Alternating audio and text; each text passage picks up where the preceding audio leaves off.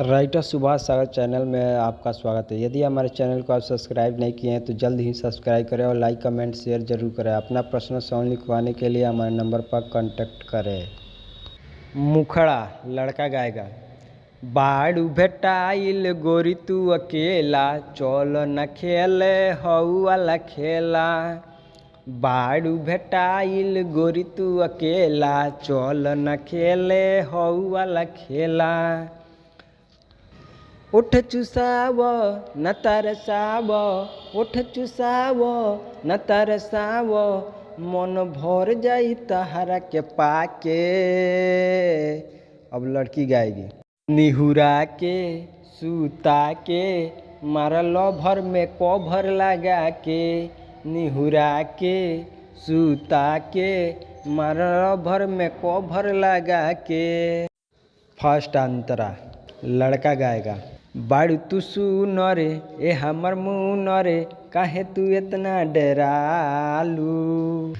बढ़ता जोसे हो जा मधोसे, लगे काहे न सटतारू। बाड़ू तू सुन रे ए हमर मुन रे, काहे तू इतना डरालू। बढ़ता जोसे हो जा मधोसे, लगे काहे न सटतारू। कमर पकड़े दो हमरा के धरे दो, कमर पकड़े दो हमरा के धरे दो, मजा लिहल जाई खूबे हिला के। अब लड़की गाएगी। निहुरा के सूता के मारल भर में कभर लगा के, निहुरा के सूता के मारल भर में कभर लगा के। सेकंड अंतरा लड़का गाएगा। लग गईले बाड़ू काजल, भइल बानी पागल, एक बेरी हमरा के दे दो।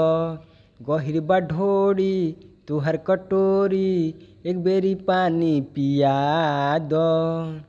लग गईले बाड़ू काजल, भइल बानी पागल, एक बेरी हमरा के दे दो।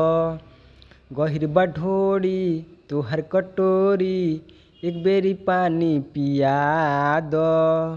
बाड़ू बिजोड़े मारे में जोड़े, बाड़ू बिजोड़े मारे बिजोड़े, रह जइबू एक बेर चिल्ला के। निहुरा के सूता के मारल भर में कभर लगा के, निहुरा के सूता के मारल भर में कभर लगा के।